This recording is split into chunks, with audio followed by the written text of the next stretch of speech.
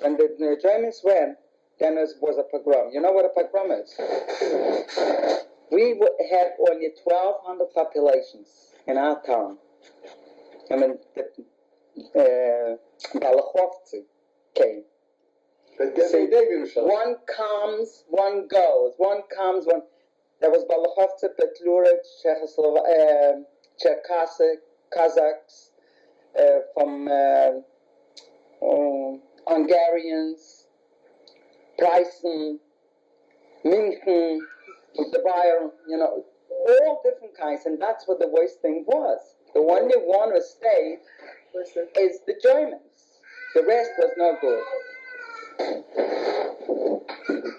When the Kazakhs came to us, they came in 9,000 Kazakhs in a little town like that. They were just like sand. Yeah. So they told us because refugees were coming in the streets from all over the world. They were coming. You could not throw a needle between. So many people were coming. So when they came in, then they told us that we'll bake bread and give them to eat. They wouldn't touch no young girls. So, and we had a grocery store right next to our house. So when we baked the bread, we stood all day long in the store. But then, around 5, 6 o'clock, we saw that it wouldn't be good no more. Because the first thing they came, they took my father's boots off, they slapped him in his face, and he had a big watch. I'll never forget it. And they took it away from him. So right away my father says, this is the finish. We got to get out. So we went in the house. We closed the store. We went in the house.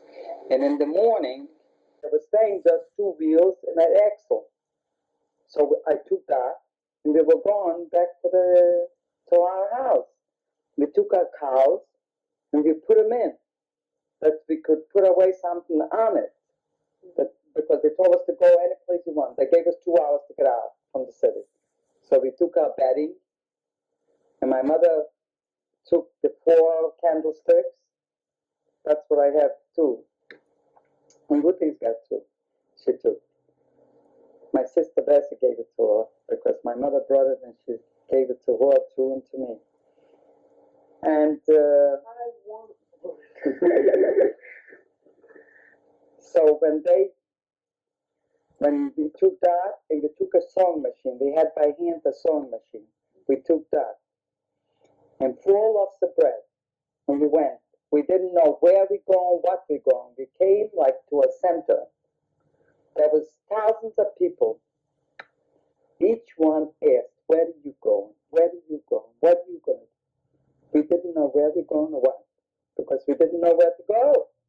We went to the woods. We came in the woods that time. There was no planes. How far from your town were the woods? Well, in Russia, there's woods all over. These woods, the ones... These woods, maybe 2 miles, maybe 4 miles, I couldn't tell you.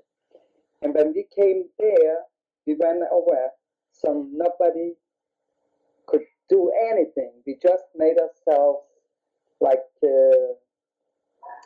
little flags, you know, like they called the Boy Scouts. They made themselves tents. Yeah, in the woods. They made tents, and we stayed over. On the next day, Kazakhs came to us. It's matched with what we took. The children were crying, and this one was crying. They didn't have nothing. Some people, they didn't take even a piece of bread home. So my mother went and she cut up the 4 loaves of bread. So she gave 1 loaf of bread. She cut it up and gave it to the children. We were already older, so we didn't have to eat. To drink, we didn't have what to drink. When we wanted to drink water, we put our foot in the grass and squeezed it to get a drop of water for a drink. And we were there for 1 week's time. What did you do for food all the week? We were stealing potatoes from the farm. From the farmers. We were staying there 2 weeks, not 1 week. 2 weeks we were staying there. And every time they were coming in to take from us sugar, take from us different things. And The once, Cossacks would the come. Cossacks, sure. But one time, we got so angry already because it was impossible. They took away our cow, one of them, and they taken everything. What else could we live on it? So we made up all the girls. They put it in the tents, and the young men weren't allowed to get out either because they used to take away the young man, and you wouldn't know where even they are. So my brother couldn't get out. He was a young kid, and my father was a young man, so we couldn't do that. So the elderly people went and they took off branches, not little branches, but branches, and they were going after them. They said that they're going to go to the generals, and they'll see if they something to do about it. So when they came halfway, so they started telling that they should go back. They were not going to come back, and that's the way it was. They never came back.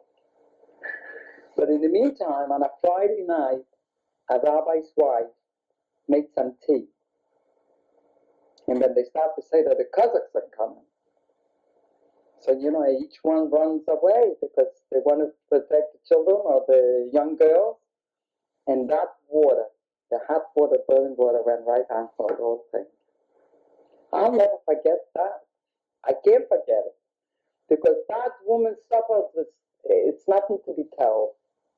I'm telling you. And that was the time when the Germans came after that. But when we came back to the house, we didn't find nothing in the house. Everything was just terrible. My grandmother was raising turkeys. And there was maybe 100 turkeys or something like that. They cut every head from the turkeys off. You were walking in feathers up to your neck. Because all the beddings and everything, they cut it up and they let the feathers go. So you didn't have no home and nothing. We had all copper stuff. We put it in the stable. We made a big hole, and we put in all the copper, and we put on back the ground, and then we put on, from the manure and all that. So they didn't go through there? Everything was taken out. Everything. Everything. They didn't leave us nothing. And that's the life where it was going on. No, that's my home says. Because they come in, they look for women. One Cossack goes up and gets all of an old woman. And she was 82 years old, was that woman by us. Next morning, the woman gets up. She says, that is going to be another pogrom. This is already a joke. But this happened by us, an 82-year-old woman. And across the street from our house, a 9-year-old girl. 6 Cossacks. She never got up alive. She was dead. It's a blessing that she died. Oh, but there was not even a tenth what I could talk, what I could tell, what it was that time. It's absolutely. Scholte had a revolutionary too, in 1812. You know that? You must have known before. Did you ever see any Americans there? Or did the Americans come anywhere near you?